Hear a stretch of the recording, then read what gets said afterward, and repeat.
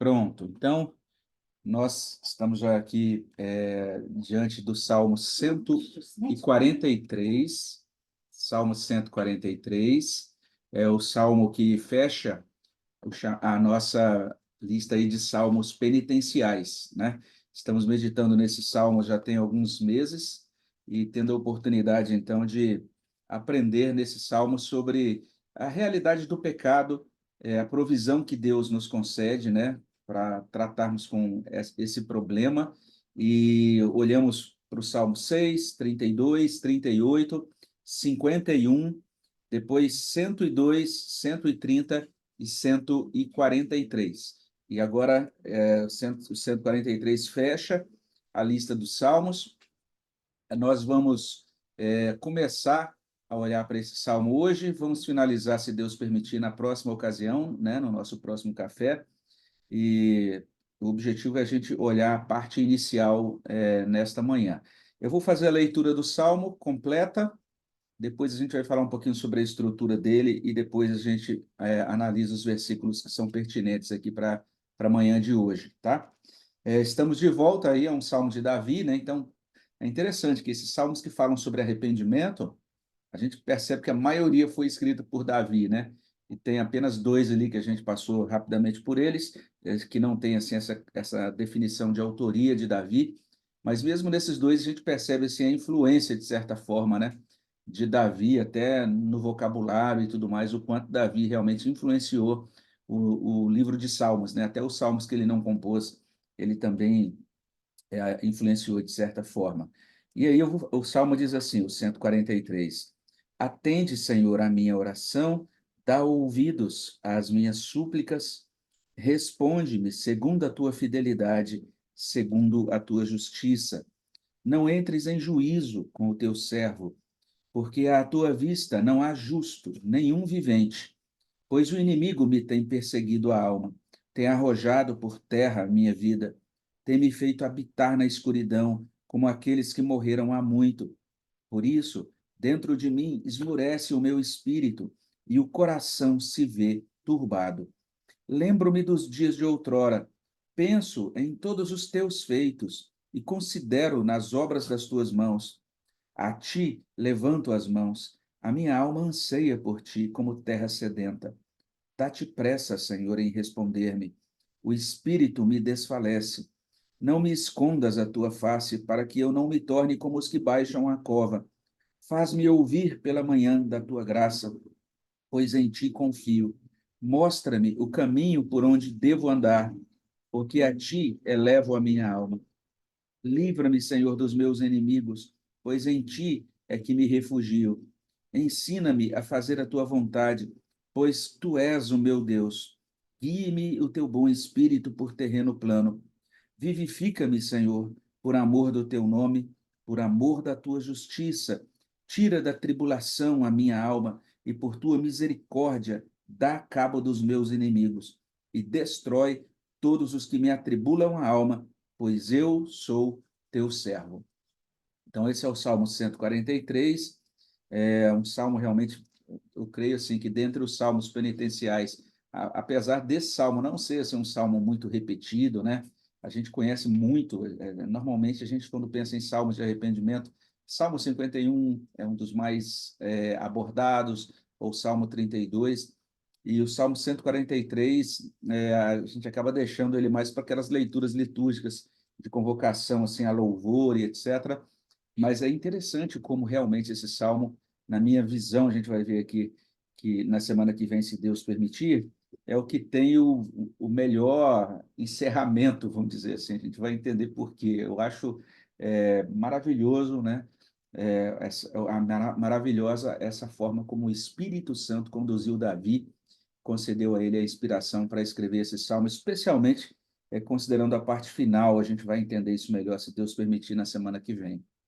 Hoje, então, a gente vai só perceber então as partes do Salmo, né? Ele tem uma súplica inicial aqui nos versículos 1 e 2, daí ele prossegue nos versos 3 até 6 para trazer para a gente uma espécie assim, de descrição do infortúnio de Davi e, de certa forma, também é uma lembrança da misericórdia que Davi tinha experimentado, né, em tempos anteriores, né? Ele se lembra da misericórdia de Deus nos dias de outrora.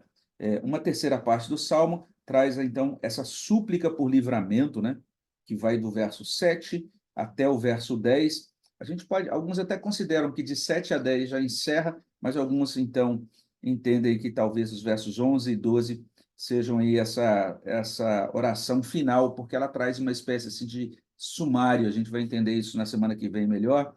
Ela repete alguns termos que constam na introdução. Então, por isso, alguns acham que 11 e 12 seriam destacados aí como a conclusão do Salmo. Então, essa é a estrutura. O Salmo também se destaca aqui porque ele tem algumas palavras que se repetem, e essas palavras que se repetem são bem importantes, né? Uma palavra que se repete é a palavra justiça. A gente tem essa expressão aí logo no início, no verso 1, segundo a tua justiça, e lá no verso 11, né? Por amor da tua justiça. E essa palavra que é traduzida como justiça, aí é uma palavra importante, porque ela tem esse sentido, né, de uma retidão conforme as expectativas. Então, toda vez que ele diz, por amor da tua justiça, é como se ele dissesse, Senhor, age de acordo com a retidão que o Senhor possui, e a gente já espera que o Senhor haja dessa forma, né? É essa retidão que lhe é pertinente como Deus santo, como Deus justo, um Deus que faz as coisas retas, que faz as coisas certas. Então, é nesse sentido que Davi repete duas vezes a justiça de Deus aqui. Duas vezes Davi também diz assim: eu sou o teu servo. Ele tem uma clareza muito grande quanto à identidade dele. Ele entende que ele é resgatado, remido por esse Deus, e que agora esse Deus é o Senhor da vida dele. Então, duas vezes ele vai usar essa expressão, verso 2: não entres em juízo com o teu servo. E ele termina o salmo dizendo isso: pois eu sou o teu servo. Então, isso é digno da nossa atenção, porque estamos diante de um salmo penitencial, ou seja, um salmo que foi proferido por alguém que entendeu que tinha pecado diante de Deus. Então, é interessante em Davi, né, de um lado, essa consciência de que ele é um pecador, mas, ao mesmo tempo, essa consciência de que ele é um servo de Deus. Isso é algo que só quem é crente entende o que é isso, né?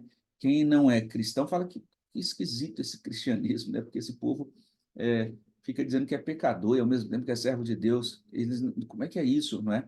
Mas essa é a consciência de Davi aqui. A consciência de Davi acerca do pecado dele é tão grande que Lutero chama esse salmo de Salmo Paulino, né? Por quê? Por causa do verso 2, quando diz assim: à tua vista não há justo, nenhum vivente.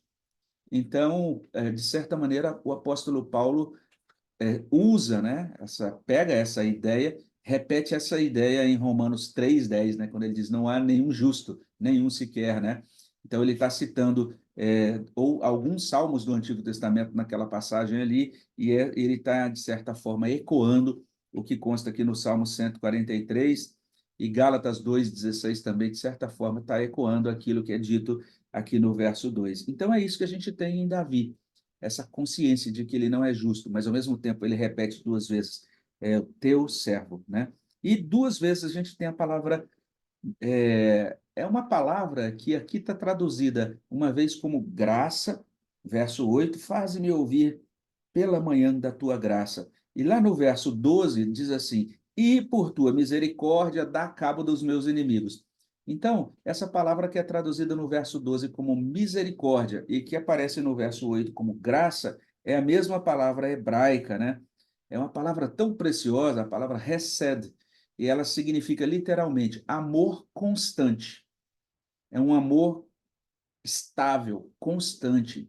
Então, essa é a ideia transmitida por esse vocábulo. Faz-me ouvir pela manhã. Ouvir do quê? O que que ele queria ouvir de manhã? Sobre esse amor constante, né? E por causa desse amor constante, ele diz no final: dá cabo dos meus inimigos. A gente vai ver isso na semana que vem, o detalhamento disso. O que a gente tem logo no início então, nessa palavra introdutória, essa grande confirmação, né? Ou esse registro, melhor dizendo, da confiança de Davi de que Deus ouviria a sua oração. Né? Ele se aproxima diante de Deus com essa expectativa, quando ele diz: atende, Senhor, a minha oração. A gente vai ver essas três afirmações: atende, em seguida, dá ouvidos, em seguida, responde-me. Então, essas três afirmações de Davi, os três verbos que a gente encontra aí, são realmente dignos de atenção, porque eles estão mostrando essa convicção que Davi tem de que, é, nesse estado em que ele se encontra, né, por causa do pecado, ele só tem Deus a quem recorrer, Deus é quem provê para ele a solução, é quem fornece a ele o remédio para a alma dele. A ideia de remédio é bastante forte aqui, a gente vai entender por quê, bastante pertinente, né? Mas ele entende que ele precisa buscar a Deus. Atende, Senhor, dá ouvidos, responde-me. E aí ele vai ter essas expressões que complementam, né? Dá ouvidos à minha oração, dá ouvidos às minhas súplicas, responde-me segundo a tua fidelidade, segundo a tua justiça. E aí outra palavra importante aqui, Deus responde segundo a tua fidelidade.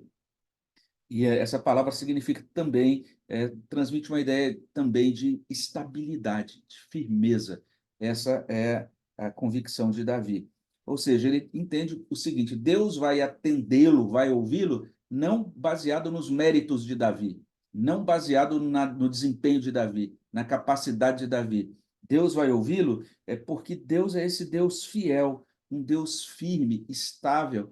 Ele estabeleceu uma aliança conosco, ele fez promessas aos filhos dele, e ele é estável, ele é firme nessas promessas.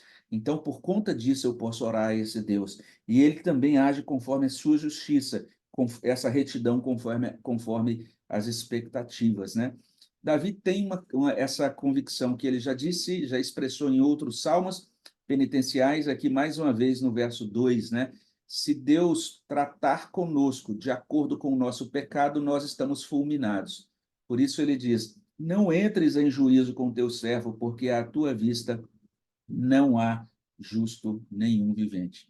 Né? Ou seja, essa convicção de que realmente nós carecemos, nos aproximamos desse Deus e recebemos bênçãos dele unicamente por causa da bondade e da graça dele, não é por causa do nosso mérito ou da nossa capacidade, né? E daí ele vai agora falar sobre o seu infortúnio. E esse salmo é um dos que descreve o infortúnio do pecador, né, da maneira mais didática, vamos dizer assim. Primeiro porque ele coloca essa ideia do inimigo que vence o pecador, né? O verso 3: o inimigo tem feito algumas coisas, é o que ele vai dizer aqui. E isso, logicamente, a gente pode entender como uma referência às batalhas de Davi, aos adversários humanos, porque ele não o que não faltava para Davi era adversário humano, considerando que ele era um guerreiro, né? O tempo todo estava em lutas ali, na sua vida ali, na sua caminhada, desde antes de se tornar rei, depois como rei também, mas a gente que é leitor do Novo Testamento, nós que somos cristãos, não temos dificuldade nenhuma em olhar para esse salmo aqui e pensar em toda a obra do inimigo contra nós, né? Inclusive do nosso inimigo espiritual. E quando a gente pensa também no pecado, a gente tem que entender o pecado como um inimigo também, né? Como um opositor. E nesses termos é interessante Davi colocando as ações desse inimigo. Primeiro, a ação de perseguição. Veja aí, o inimigo me tem perseguido a alma. Então, essa ideia de que o inimigo persegue mesmo, ele não dá descanso, né?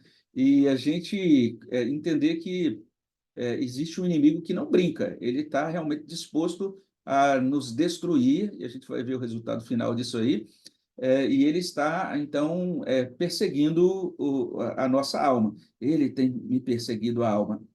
Não apenas a ideia de perseguição. Então, tem a ideia de perseguir e depois tem a ideia de derrubar, porque diz assim: tem arrojado por terra a minha vida. Outras traduções vão dizer literalmente isso: o inimigo me derrubou, né?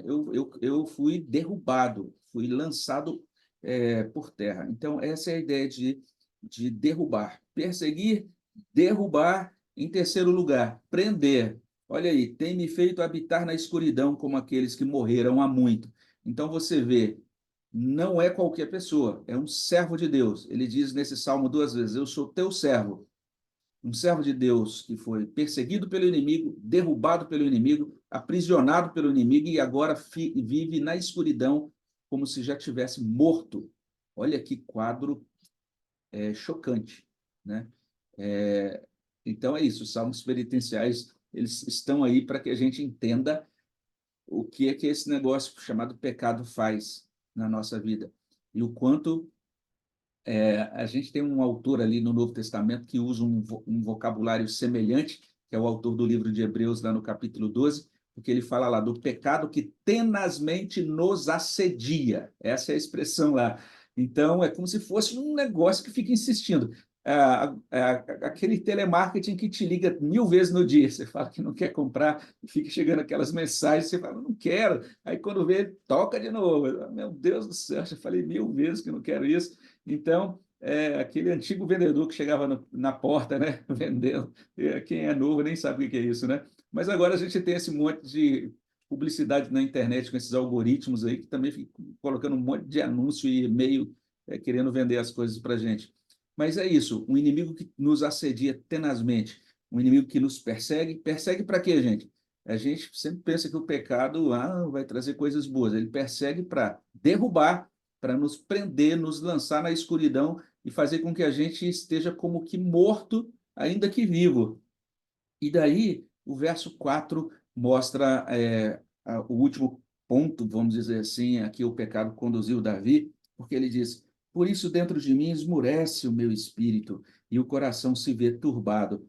E aí a gente tem o verbo esmorecer, mas lá no hebraico a palavra literalmente traz essa ideia de. E a ideia de esmorecer é essa mesmo, né? De enfraquecer. Mas basicamente a ideia de um enfraquecimento decorrente de doença. Essa é a ideia. É uma fraqueza decorrente de doença.